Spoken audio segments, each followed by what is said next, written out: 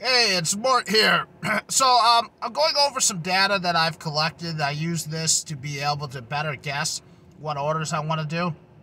I already had a video where I explained some of this. I started in June tracking every offer and every tip amount until that information just wasn't really doing much for me. So I came to the conclusion I needed to track more data, and I do this throughout the day when I do my orders. I take some time and I put a couple things in the spreadsheet, like the offer amount, the tip amount, base pay, which doesn't include peak pay.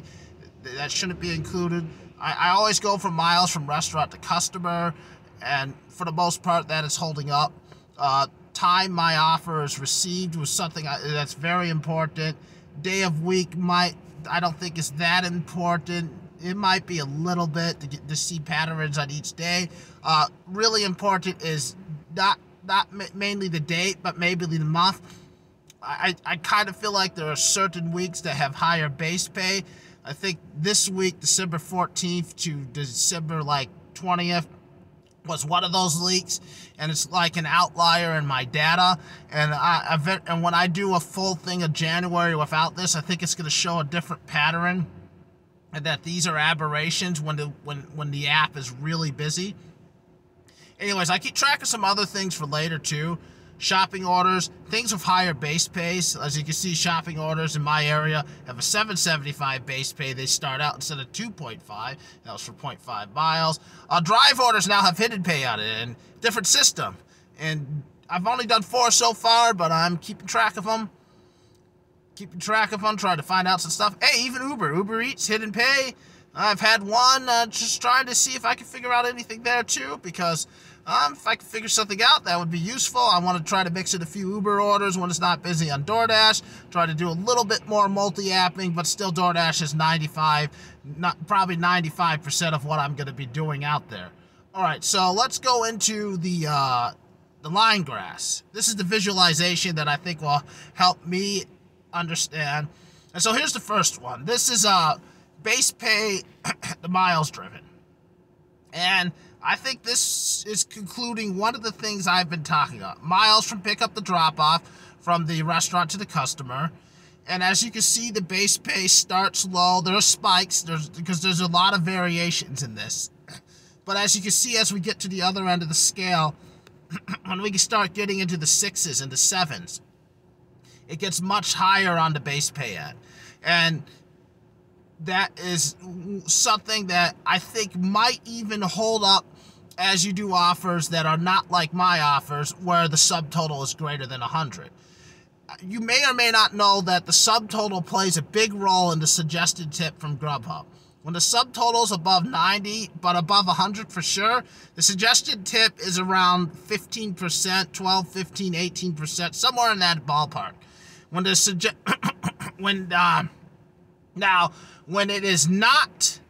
when it's lower, the suggested tip is much lower. It's not based on a percentage. It could be 10%. It could be $2, $3. In fact, I think that's many of the problems we have on this app, is that for the smaller deliveries, the suggested tips are rather puny, in my opinion. Rather puny.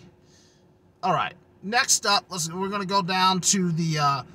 Now this is another important one. Offer amount and tips, and this is something I went over in my last video, but something I feel needs to be stated with evidence, because there was a YouTube video from another creator. All respect, but let's be honest. I gotta be honest here and say this: there is no amount that DoorDash sends you that doesn't have a possibility of a hidden tip once it's above the minimum threshold. That's the minimum offer in your area plus $4, not including peak pay. Once you get past that, as you can see, the 675s in my area, then you the 775s. The graph is going up and down and up and down. There's not a lot of data in this, but I showed you a different one in an earlier video you could check out that also shows more data from a spreadsheet with averages for each value, and there is no pattern. Every one of these can have a hidden tip. It doesn't matter. The more it is, you can have hidden tips on it. Generally, you do want to drive more miles to see the hidden tips on it, but there's a possibility that every offer amount above the minimum threshold could have a hidden tip on it. All right, and if you check out my last video, I have more evidence of that. I have averages that from my area that show that I averaged almost $20 on almost every one of those offers. Now, here's to today. This is a tip amount with the offers below and miles and base pay. And it's basically combining the first couple of graphs so you can visualize them all at once. And you can see kind of the green is the base pay, and this one blue is miles for some reason, but it should have been black. But still, the point is that it's showing the overall pattern and everything combined.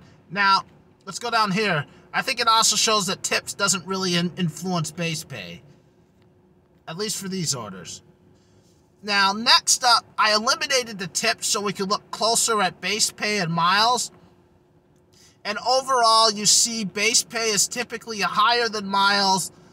It gets close a few times, but it doesn't really start when the offers and the distance gets higher. These are offers above 11, and I do apologize for how crummy the website I use, so it puts everything together. We're in between 11 and 14 when they finally meet, but as you can see, when we get above 14, both the miles and the base pay are increasing rapidly until we get into the $20 offers that are going really far. And as you can see, those are going 6, 7, 8 miles, and base pay is appropriately around 6 or 7. This also includes that muff of outlying data too, so expect that this might look very differently the next time I make a video. So don't run to too many conclusions besides the general fact that as you do more miles, the base pay should be increasing. And that also that you should be looking for bigger and bigger offers the further and further out you go.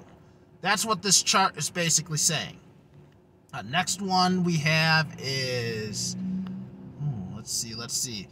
Time of day. So time of day I think is very important, and it has to be measured differently. I tried to do it by time for a whole day, all the data, and it is a mess. When the graph just goes up and down, it's not giving me anything conclusive. That's not really something that shows me a pattern, although I do notice, but what I notice is, what if I broke it down into time of the day?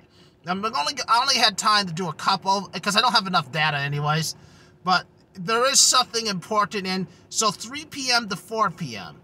Let's look at this one. Let's make it smaller. All right, 3 p.m. to 4 p.m. Red is tips, green is base pay, black is miles. We see that general pattern where it's going up as the as I increase the as the offer amount goes up, so does my base pay in miles. With the tips being so much more, it's hard to see. And so I eliminated the tips now, and here is on a shorter to show the offers amount. As it's increasing, now you can really see that increase in both base pay, which is green, and miles. And here's the key thing to keep in mind. This is at 3 p.m., and there's a $7 offer that has a $3 base pay. Yes, it has a $3 base pay. It's going 3.5 miles. And if you scroll up here, that same $7 offer had a $12 tip on it. That was yesterday. So this is proof of another thing that I've been on to. Based on demand, the offers are lower. So the more demand, the bigger the offer they'll show you. The less demand, they'll show you less. So if it's really busy, they're going to show you more and more money. If it's not busy, they're going to show you less and less, to the point where you're going to be sitting there saying, oh, there's a $7 offer going 3.5 miles. That can't have a hidden tip on it. But if it's not busy, and last night I had 2 of these orders, one at 3 p.m., one at 9:30 p.m. The other one, which I didn't have time to get into, was a 6.75 offer. It was going 2.4 miles from restaurant to customer, and it had a $12 tip on it. So demand plays a key role, and I need to collect more data. I only had 6 orders on this one, And here, look at 6 p.m. to 7 p.m. This is the last thing I'm going to look at in this video. And this shows you how demand plays out. Now look how much neater this one is. It looks like the above ones, where the base pay is above the miles on the early points, and the miles only get ahead of the base pay on the super large offers. This is what you would expect everything to look neat and predictable. But here, it's not neat and predictable. You got things where right at the start, the miles is higher than the base pay on a very low offer, whereas here it's all just very neat and organized. And here you can look at it like this without the tip, so you can see it with the 7 data points that I had on it. And so what I'm gonna do now is I need to collect more data, probably a month, near the end of January, and then I'm going to make charts for every hour. This is good. I'm doing this mainly for me to help me guess. I don't mind people looking at this. I just want you to keep one more thing in mind, that this data is only good, and this is what I'm experiencing. You're going to experience something different. The patterns are going to be there, but they're going to be different patterns. And my advice for anybody is to keep track of a little data. You don't have to keep track as much things as I'm keeping track of, but I would advise you to look for patterns, try to feel them out, and also at the same time, if you keep track of some of this stuff so you can be a little bit more objective about it, that could really help you.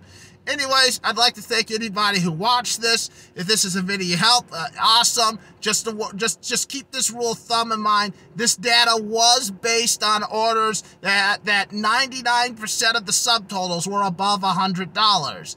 And now, I'm pretty sure some of the base pay things per mile are going to hold up on the lower offers, but I would be really careful about just assuming that you could use this data. This is just a reference point.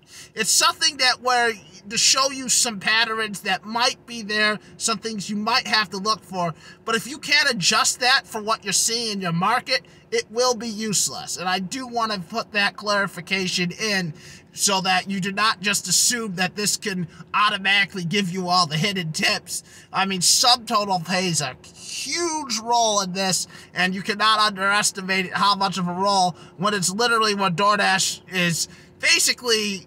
I think on the orders, I think they're ripping us off on the orders between $50 and $90, because they're suggesting very small tips on those orders, and they should be suggesting much higher tips on those orders to be fair to the drivers.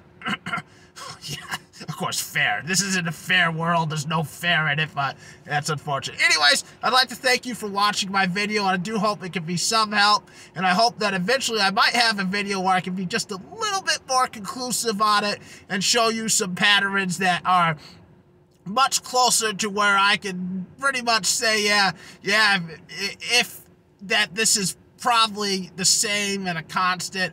I just need to collect more data before I can do that. So just keep that little exception in mind, and thanks for watching again.